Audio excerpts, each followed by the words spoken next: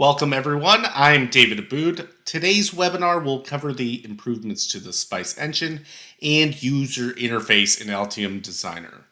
As always, a recording will be posted to the Altium Academy YouTube channel. Understanding your simulation interface makes it simple to analyze how your circuits work in different scenarios. We'll begin by discussing a new type of generic components that includes predefined parameters for easy circuit prototyping. You'll also have the option of importing existing schematics to quickly get started with existing simulation information. We'll spend time reviewing the new interface and touch on some of the benefits provided by the new workflow. Altium Designer provides an intuitive, dedicated interface to support your simulation verification, setup, and analysis directly in your schematic environment. Lastly, we'll take a look at the growing support for popular model formats and end with a demonstration and Q&A. The generic simulation components library offers 189 components derived from the most used elements of electronic circuits. All library components are parameterized, so you can customize the models to match real-world components. The generic models can be placed directly from the components panel to prototype your schematic capture. Symbols can be placed, wired, and simulated in under a minute. In order to start working with the generic simulation components library, you need to install the Mix Simulation engine. This will be included in your Altium Designer installation. The Mix Simulation engine can be installed during a new installation of Altium Designer. You enable the Mix Simulation checkbox under the Design Functionality dialog. Or if you did not enable mixed simulation during the initial installation, you can open the extensions and updates, the tab dialog, from your user profile. And that is located in the top right corner of Altium Designer. If you navigate over to the Purchase tab, you can click the Install button to the right of the Mixed Simulation system extension. The generic simulation components library will be located in the directory of the installed Mixed Simulation module. You can access the library from the components panel in any open schematic. The generic simulation components have some special properties that are different from regular components. When viewing the generic simulation component properties, you will see a special design object in the top left corner, Simulation Generic Components. There are several non-relevant fields removed. For example, the source field. Additionally, you are unable to assign additional models, footprints, documentation references to components, and you cannot change the simulation model.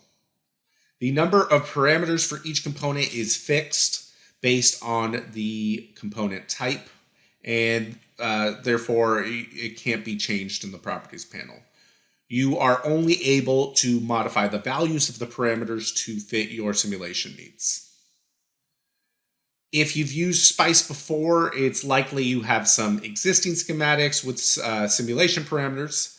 And Altium Designer 21 provides many improvements to the existing design importers. And this is going to allow you to import schematics to get started quickly. Altium Designer 21 introduces importing LT-SPICE schematics and projects in .asc and .asy formats with the Import Wizard tool. Importing a design creates a new project, and that recognizes the component data and assigns available simulation models. In order to import LT-SPICE projects, you will need the LT SPICE importer extension. And this can once again be installed in the extensions and updates window. The extension contains LT Spice models for correct linking of the simulator models to component symbols. You can also import OrCAD and PSpice schematics.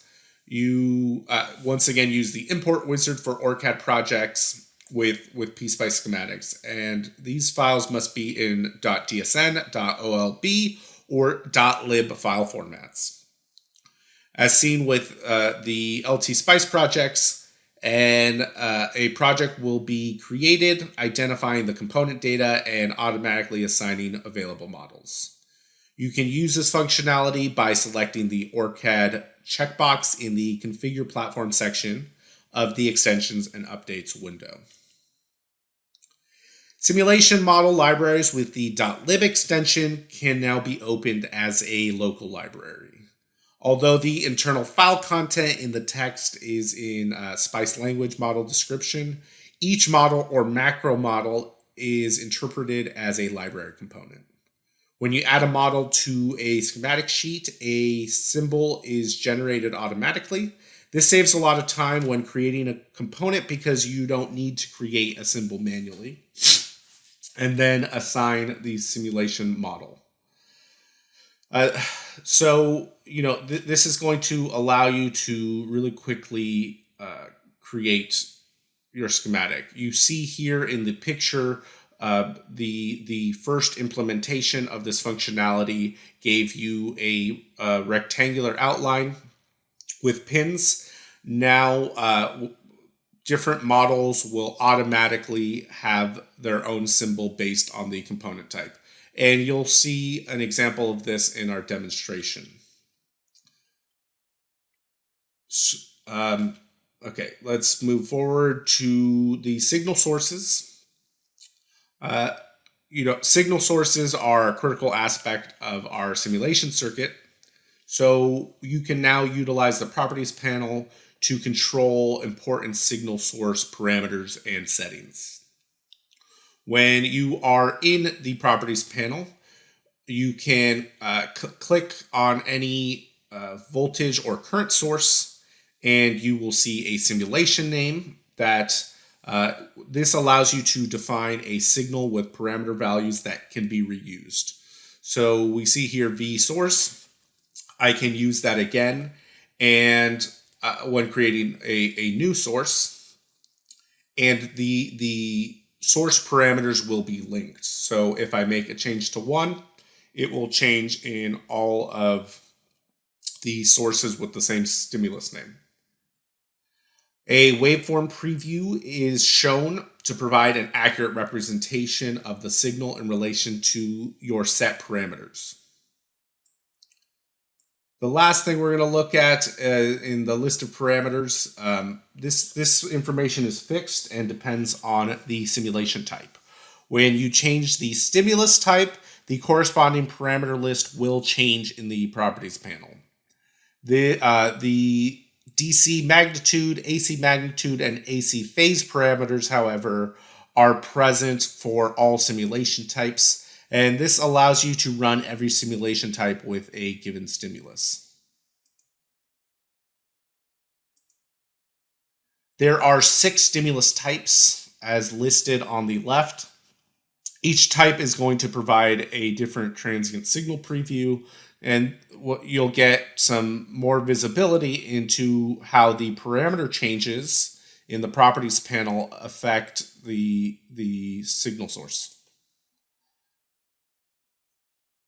Here I have defined 6 sources corresponding to each stimulus type. For this image, we're focusing on the single frequency FM stimulus, and the parameters I have set on the left-hand side give us this signal preview. The visual feedback is going to allow you to evaluate the signal shape very quickly, and this is going to minimize the occurrence of significant errors in our design. The stimulus name drop-down list allows us to reuse the stimulus type, as I mentioned, and these parameters will all automatically be set according to the information we have already set. This gives us some greater flexibility. It's going to speed up our process as we change between sources. And it just in turn makes it easier to analyze the circuit. So now we're going to take a look at the new simulation dashboard. The simulation dashboard has been split. It splits up your simulation workflow into 4 easy steps. The dashboard itself serves as a management center for everything related to project simulation while giving you that dedicated flow. You can see that it is visually divided into verification, preparation, analysis, setup and run, and results. Although the recommended flow is to progress through the steps, you can click on any step to create your own workflow. The simulation dashboard verifies models and simulator settings. For example, if you're missing models for circuit passives, you can automatically apply generic models that take into consideration existing component parameters. You're also able to add sources and probes directly from this interface. The simulation analysis setup is going to allow you to modify simulation settings. You can add output expressions. You can run individual simulation types. Lastly, you have the review. You can review your results in the final section. This will also allow you to load a setup profile from an existing result. Stepping through all of the steps, verification is going to run an ERC and simulation model syntax check. So if any component has any errors or if the conditions to start the analysis are not satisfied, this area will contain corresponding notifications and suggested solutions. Making schematic changes may require you to rerun this verification. Preparation contains the sources, and it also contains probes. The simulation sources sub-area is used to add and remove sources, and the probes, similarly, section can allow you to add and remove them as well. In addition, the probes area allows you to control the color of your probes for easier visibility. You can see in the second image, the sources and probes can be enabled and disabled from your simulation. You see I have disabled that source V1 and it grays it out on my schematic. Once I've completed my preparation, you'll see that if there are issues, they will automatically display. For example, in the last picture, I need to add a source. So you get a suggestion for any issues. If they are resolved, you get a green check mark and you can begin your simulation. After you have finished preparing and you have your green check marks for verification and preparation, you can define the analysis parameters in analysis setup and run. There are 4 basic types of analysis. You have operating point, DC sweep, transient, and AC sweep. These basic analysis types can be augmented with parameter sweeps, temperature sweeps, and Monte Carlo information. So if you select any of these additional sweeps, you can right-click on the settings area and configure the parameter sweep information that you want. Additionally, that area has, you can define global parameters and configure settings for the overall simulation if you're a more advanced user. You can start each analysis type individually with the Run button, and you are automatically shown the results of the calculation. If it is a longer calculation and you want to make some changes, you are also able to stop the simulation from this panel. an additional functionality is if you're using the operating point analysis, you can change the display on the schematic, voltage, power, and current. Next slide. And finally, we have the results. This section will allow you to accumulate different results, view them, load the parameter profile, or delete the results. Only the latest analysis run is saved by default. So if you want to have multiple results, you can press the little lock icon next to a simulation result. And that will lock it in and it will not be overwritten. You can also use the drop-down menu to review results. And as I mentioned, load the profiles themselves and the parameters or delete them. The total number of results is shown in the brackets in the section header, in this instance, 8. The last thing we're going to talk about is the growing support for different model formats. Currently, we've increased the number of models to include analog PSpice, XSpice, LTSpice. I mentioned the ability to recognize a .lib extension. The .lib files are recognized as combined subcircuit models, allowing direct SPICE model library processing in the components panel. So when it brings in the model information, it parses it, and automatically creates a symbol for the majority of component types. This is an older photo. You see here in the right, there is a square with the pins. But as I mentioned earlier, the growing number of models are automatically generated.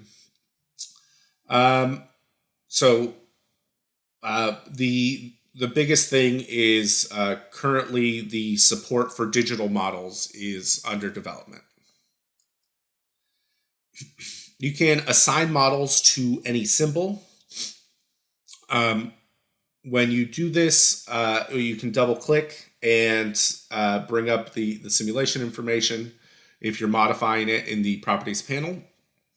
You have 4 types here. You have the server type, which is going to allow you to assign a model from Altium 365, Nexus, or Concord Pro. You have the local source to assign a model from a local location, like a hard drive or a network drive. You can find models. If you can't find models, you can use the generic component models, and that's going to really closely approximate real-world models that you already have. So these generic models already have resistance, for example. All of these values are tied to the symbol itself. And what's really nice is that you can use Active BOM or to replace simulation models with real-world components that you've created and to find. Lastly, you have the Octopart source, and this is going to allow you to assign models from a catalog, the catalog of components from the Octopart database. The simulation model dialog has multi-syntax support. You see here the model file in the image here. And that's going to automatically recognize and validate the simulation format. The control of the syntax allows you to quickly identify and correct any violations before you actually start your analysis. Together, all of these improvements are going to make it easier to arrange your model configuration. There's also extended pin mapping support to solve the issue when your schematic pins don't match the number of module nodes. Okay, let's switch over to the demonstration. Let's take a look at this bandpass filter schematic that I created using the generic simulation components. If I open the properties of any of these components, you can see it says simulation generic component, and it has the appropriate parameters necessary for each component type. To place these components, I can go to the components panel. There is a library type here, simulation generic components, that is installed when you install the MixSim engine. You have just drag and drop placement, regular placement like you would from just the components panel in general. I can delete that. The only exception here was component Q1.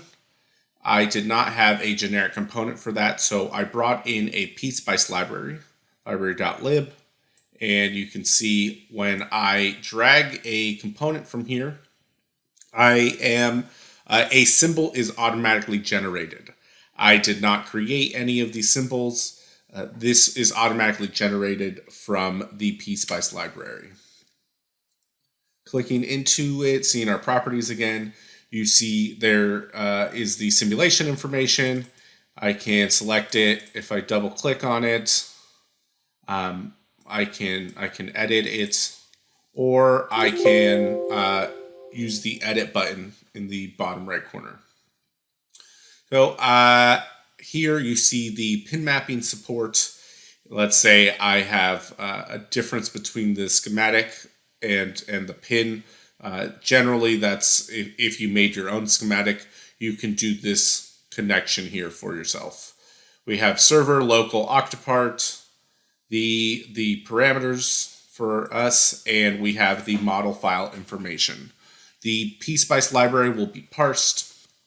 Generally PSpice libraries have a lot of different definitions in them, and it will automatically determine the splitting up of the models so that you can place them individually. Okay, let's go to the simulation dashboard. I can go to Simulate, Simulation Dashboard, or shortcuts S, D. We begin by doing a verification. An ERC is run, and it checks that all of my components have appropriate models. Since these are all generic simulation components, they automatically have the models. We come into the preparation section, and we see here the ability to enable and disable the different sources. I've defined 2 sources here. I can add voltage current if I would like. I have probes. I will enable them. If I so wish, I can change the color of a probe so I can easily identify it throughout my design. I can click it, and it will it'll mask the other values and cross probe over to it. We do Shift C to clear that masking, and I can simply add any type of probe that I need, or I can remove any type of probe right here, enable, disable. We are going to start off with a DC sweep. We're going to use V1 and go from 0 to 10 at 0.001 steps. I have defined an output expression here. You'll see that it is the absolute value of the current from the collector and the absolute divided by the absolute value of the base. This is going to give us the current gain. When we multiply by 20 log 10, we will receive that signal in decibels. Okay, so I executed just the single type of analysis, DC sweep, and I get a plot here. We have all our signals from our probe and our current gain. So in order to make this a little bit easier to interpret, I'm going to create new plots. You see PN to create a new plot. Normally we would name it, but to speed things up, I'm just going to make 3 additional plots. And I can just drag and drop the information as I want. So I have the current there, voltage differential, I have the emitter. I'm going to leave the emitter there. And lastly, I'm going to move the current gain over here. It seems I did not put the voltage there.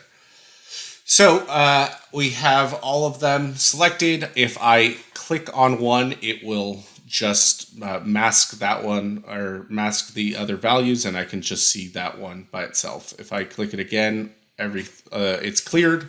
Or if I have it selected, I can do Shift-C and clear that filter as well. If I double click on a waveform, I am able to change the expression. I can use the built-in functions here as needed. For example, just to show it, I'm going to remove this value, and we could do absolute IB. So you'll notice when I do a function, it will automatically put us in the parentheses, and we can put in that wave. For the name, I will name it current gain, and you see that expression is changed right there. Additionally, I am going to do a new y-axis. I can go to plot. I can select the plot I want, and go to plot PY, add y-axis. Put that here.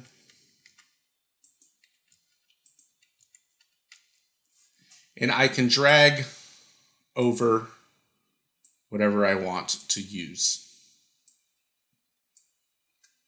Okay, that is now formatted as I want. And I can add additional, right here, add wave to plot. So the first thing we're going to do is do the emitter voltage divided by the current. And we will name that RM.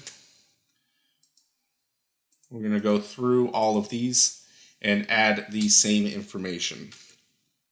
So I'm going to do the collector minus emitter. And you'll see these waveforms are net labels that I have already made. Cool. And add wave to plots. We have our last one. We are going to do base minus and divide that once again by the appropriate current. Okay, so now we have plotted out all our information. We have the 4 plots, and we see everything as we want to. And I can save this now. I can do Control S and save this. Coming back to our design, we have the results. We can lock the results. Here we can do show results, load profile, edit this information, or delete it. Locking this will allow me to once again run another DC sweep without overriding that results. We will go back to that in a little bit, but for now, let's go over to the AC. You see here we have these values. I've set up 100 Hertz to 10 megahertz. You'll notice if you're new to Spice Simulation, the correct format is MEG for megahertz or for meg. If you do other information, it does not process appropriately. We have the types linear, decade, octave.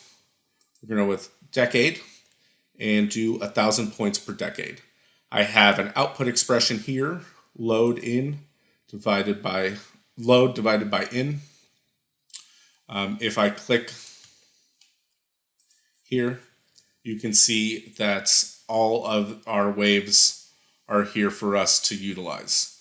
So I wrote it in manually, but I can do load and divided by in. And you see for an AC analysis, you can do these different functions for it. I'm going to create, and I'm going to run this. We see our peak here.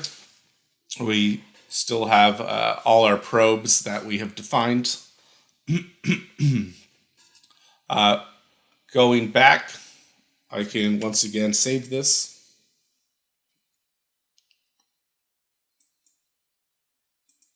Actually, one more thing to show. If I select the waveform, I can do edit wave, and I can change this to magnitude. And that is now in dB. So we can see this peak here. I can do wave, and I will add a cursor.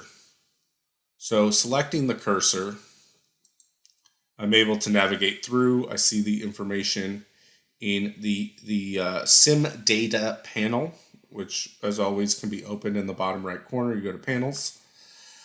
And in order to see what's going on here, I can select the cursor and I can do select maximum points.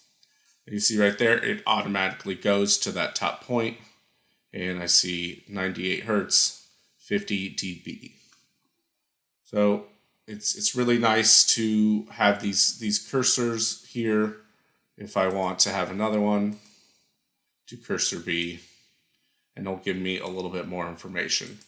And once again, you select the probe and you do wave, and you can get information like that. So I go from A to B, and it will give me all of this information: averages, minimums, maximums. Okay, so let's save that. And we'll go back to the DC sweep. With the addition, we are going to do a parameter sweep. So I enable sweep here and go to the settings. And I'm going to sweep R3. As you can see here, R3. And it has currently a value of 10K. We're going to go from 1K to 10K. We'll do a step of 2K. Once again, we have the type, linear, decade, octave, or list, so I can list them out. If I want, I could add another parameter, remove the parameter. I have my global parameters if I want to add here, or the advanced section, which we will not be touching today, but it is there. I will select it, and we still have here my output expression. I will run. And currently, you know, I left all the probes on, so let's go back to preparation. And I'm going to take these probe values off to clear up this analysis a bit. So I can stop it. You saw I was running there. I can hit stop, and I'm going to run it again. This time it's just going to run my output expression. You see them all here. So we need to do a little bit of processing. Since we did a sweep, each value is going to have a P appended to it, P1 all the way to P6, since we did 1 to 10 in steps of 2K. And so I'm going to do this modification quickly. We move through all of them. And once again, the 20 log 10 is to change it over into decibels. So we are plotting our current gain with the change in resistance to component R3. This is going to let us analyze if we want to change any of the values. Well, I guess in this case, the value of R3. So do Shift C, and we see all of our plots here. If I wanted to, I could have named them individually, but just for time's sake, I have not done that. We have all of our plots here. And once again, if we want, we can, when we select this, we have different information. If I want to zoom in, I can just click and drag and zoom in. I can fit my document again in order to just make it, to get that visibility. Okay, so I'm going to save this again. You'll notice this says DC Sweep 2. Going back, we have our results. We have DC Sweep. The first one we did, we have AC, and we have DC Sweep 2. I can do show results, and I come back to my original results that we plotted out and saved. So this gives me visibility into previous situations. If I had changed a lot of the profile, I can do load profile, and it will change my parameter information here. Okay, so that is everything for the demonstration. Okay, I want to thank everyone for their time. I'm going to now open it up to questions. If you have any questions, please, after the webinar, please send me an email at davidhabood@altium.com.